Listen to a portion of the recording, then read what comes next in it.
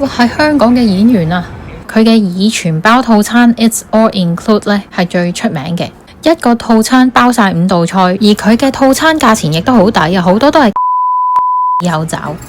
去到旅行尾二嗰日啦，我哋朝早首先嚟到呢個 International Buddhist Society 先，佢係位於 Richmond 近南邊少少嘅位置，喺 Stevenston Highway 嗰邊嘅。睇下見到呢啲繁體嘅中文字同埋呢個建築呢，完全唔似置身喺加拿大，好似翻咗去香港咁。喺入寺廟之前呢，有一個祠堂嘅，個景觀超級靚啊！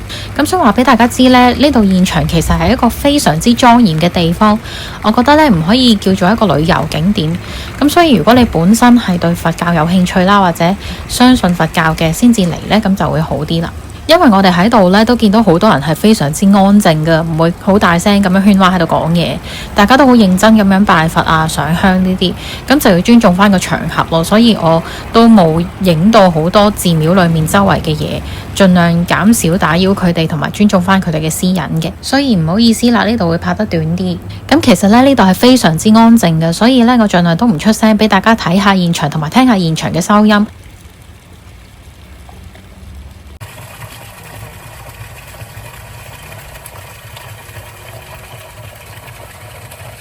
佢嗰個係發光㗎，係啊，所以好特別嘅。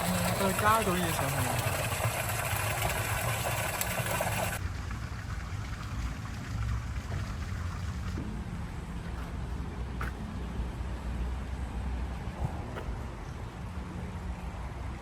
咁呢度都有得買手信嘅，有一啲護身符啦，可以買俾自己或者身邊嘅親戚朋友做一個祝福啊，或者保佑佢哋咁。行到入去寺廟嘅部分啊，但係呢，我就唔影裏面啦，淨係影少少外圍，因為有好多人都進行緊一啲好莊嚴嘅儀式嘅。咁佢附近就係一個香齋廚啦，就係一間餐廳嚟嘅。好可惜而家喺呢一刻 close 咗，如果唔係我都好想試下，但係都照俾大家睇下個 menu 先。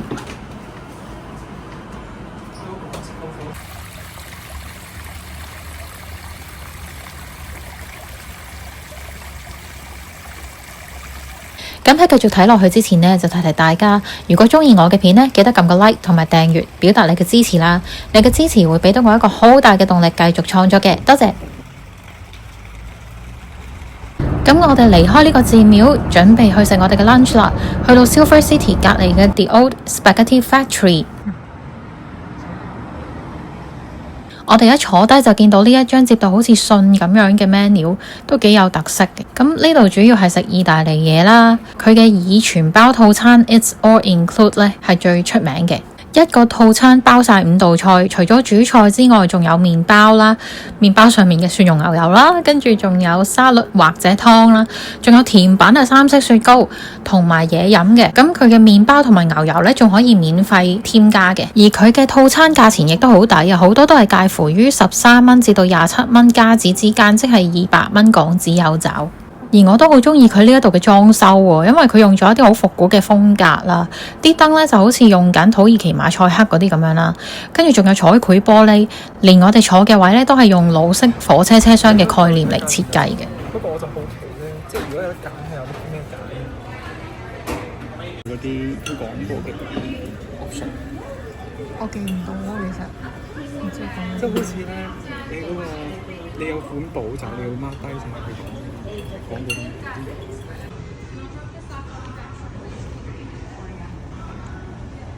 超好啊！我哋叫咗咖啡，佢俾咗好多盒奶俾我哋。嗰啲清晨麵咧都冇呢個咁好食。我哋叫咗個千層麵同埋意大利餃，睇到都覺得好開胃啊！要多啲奶。唔使。我好中意。勁多芝士啊！其實都飽肚嘅呢一餐，因為都幾流。佢呢個3色雪糕都超級好味啊！雖然細份，但係超級滿足。而埋單計晒所有嘢都只係40蚊加紙，兩個人呢，只係食咗240蚊港紙嘅嘢，即係話食一個套餐一個人只係俾120蚊港紙咋。轉個頭我哋就去咗 Silver City 嗰邊行一行，佢特別在呢有個戲院喺度啦，跟住隔離呢就有個歡樂天地咁樣。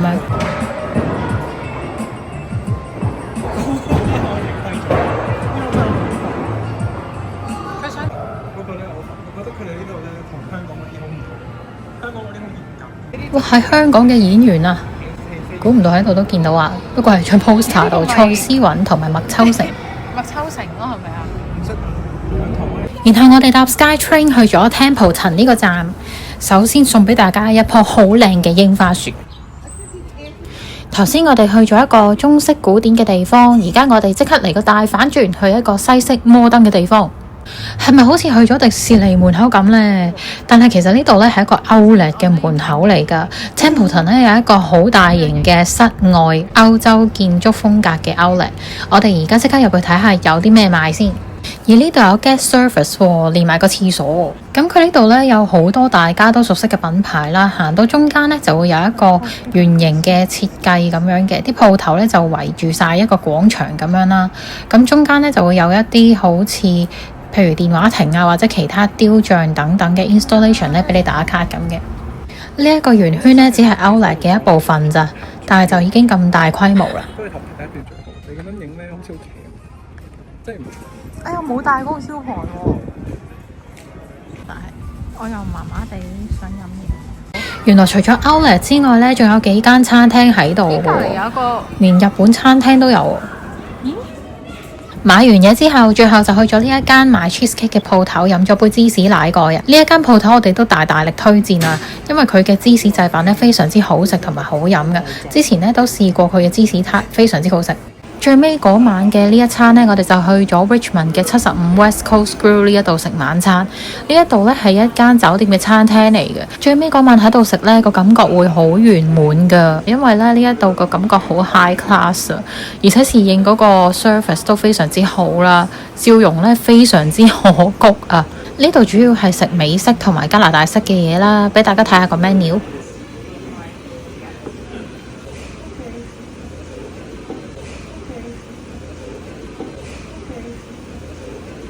我叫咗個大蝦牛油果沙律啦，咁你睇到佢個份量呢，其實係非常之大嘅，所以係好飽肚噶，而且佢個味道仲好好食，唔會淨係得沙律菜味，因為佢有好多餸同埋好多拌菜，所以呢唔似淨係食緊沙律咯，超級好食，大圓滿啊呢餐。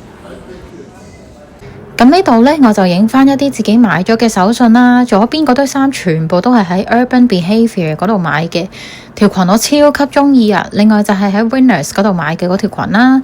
最緊要係頂帽啊，係喺 Outdoor World 嗰度買㗎，真係超好笑咯！對於我呢啲普通人嚟講呢，最實用嘅就係買帽買衫啊咁樣，嗰啲咁嘅獵人槍呢，我就完全唔啱使嘅。而呢一度呢，紫色嗰條褲呢，就係喺頭先嗰個 Templeton Outlet 嗰度買，冇諗過 Herschel 呢個牌子除咗買背囊之外，竟然都可以買到褲。右邊嗰個呢，就係一間叫 Ardene 嘅鋪頭嗰度買嘅。除咗楓葉茶同埋楓葉蜜糖，我係喺 Stevenston Fisherman's Wharf 嗰度嘅手信店買之外呢，其他嘅食物我都係喺超市嗰度買嘅。而嗰本 CPT 嘅書呢，就係喺第一集 mention 過嘅 Indigo 嗰度買嘅。最後一日我哋飲完茶就走啦。